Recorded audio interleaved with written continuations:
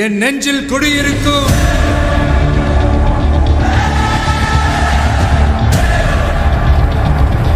உங்க விஜய் நான் வர. பழனி பகுதியில் இன்று பல்வேறு அரசு பணிகளை முடித்த அமைச்சர் விக்னேஷ் தனது தாயாரின் சொந்த ஊரான வண்டிவாய்க்கால் பகுதிக்கு சென்று உறவினர்களை நேரில் சந்தித்து தனது சிறு வயது நினைவுகளை பகிர்ந்து உருகிய சம்பவம் அப்பகுதியில் நிகழ்ச்சியை ஏற்படுத்தியுள்ளது. திண்டுக்கல் மாவட்டம் பழனி தாலுகா அலுவலகம் மற்றும் சண்முகா நதி பகுதியில் கள ஆய்வுகளை மேற்கொண்ட அமைச்சர் விக்னேஷ் அதன் தொடர்ச்சியாக தனது தாயாரின் கிராமமான சண்முக நதியை அடுத்த வண்டிக்காய் வாய்க்கால் பகுதிக்கு திடீரென சென்றார். அங்குள்ள தனது அம்மாவின் ஊர்கோவிலுக்கு சென்று வழிபட்ட அமைச்சர் பின்னர் அங்கிருந்து தனது தாயாரின் சொந்த வீட்டுக்கு சென்றார். அங்கு தன்னை வரவேற்க நின்ற தனது பெரியம்மாவை நேரில் கண்டு நெகிழ்ந்த அவர் நலம் விசாரித்தார். அமைச்சராக தங்கள் ஊருக்கு வந்த விக்னேஷுக்கு அண்டை வீட்டார் மற்றும் அக்கம் பக்கத்தினர் திரண்டு வந்து ஆரத்தி எடுத்து வரவேற்பளித்தனர். சிறு வயதில் விடுமுறை தினங்களில் தனது தாயாருடன் இந்த வீட்டிற்கு வந்து உறவினர்களோடு விளையாடி மகிழ்ந்த நினைவுகளை இவர் அங்குள்ளவர்களிடம் பகிர்ந்து கொண்டார். மேலும் தான் சிறு வயதில் குளித்து விளையாட அருகில் உள்ள நீரோடை மாட்டுத் தொழுவும் வாழ்ந்த இடங்களை ஒவ்வொன்றாக பார்வையிட்டார். பின் வாழ்ந்த அந்த பழைய ஓட்டு வீட்டின் திண்ணையில் சற்று நேரம் அமர்ந்து நினைவலைகளில் மூழ்கிய அமைச்சர் விக்னேஷ் செய்தியாளர்கள் மற்றும் உறவினரிடம் தனது ஆதங்கத்தை மிகவும் உருக்கமாக பகிர்ந்து கொண்டார்.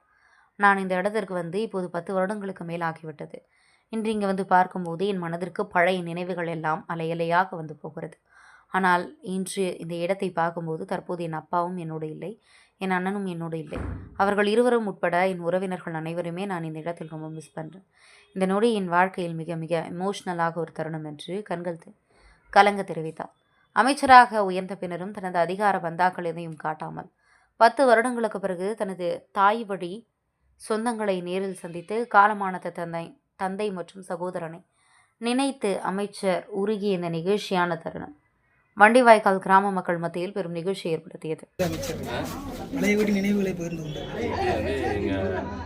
அம்மாவோட வீடு இங்கே வந்து நாங்கள் என்னென்ன எத்தனை வருஷம் இங்கே இருந்தீங்க நீங்கள்? இது எங்கள் அம்மாவோட வீடு, இது எங்கள் அம்மா பிறந்து வளர்ந்த வீடு. இங்கே நாங்கள் எப்போ ஸ்கூல் லீவ் விட்டாலும் லீவ் இல்லைனாலும் லீவ் போட்டு இங்கே வந்துடுவோம். இங்கே இருந்து தான் நான் சொன்ன சண்முக நதிக்கு போகிறது, அப்புறம் இந்த பின்னாடி ஒரு தேட்டர் ஒன்று இருக்கும், இந்த மண் தரையெல்லாம் இருக்கிறது அதெல்லாம் இப்போ எடுத்து இல்லை. டூரிங் டேக்கிங் அங்கே தான் போய் படம் பார்ப்போம். அதெல்லாம் இருந்துச்சு. அப்பாவோட ஊர் கோரிக்கை, அடுத்து அங்கே போகணும்.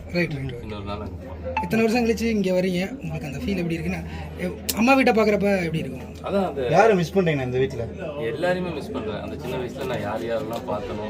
உங்கள் நண்பர்கள் எல்லாம் ஞாபகத்துக்கு இருக்காங்களா?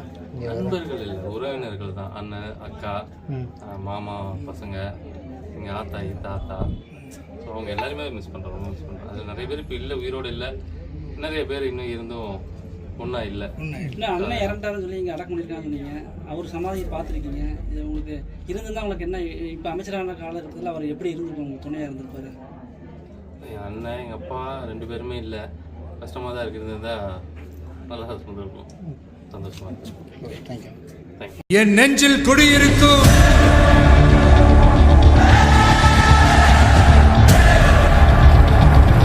உங்க விஜய் நான் வர.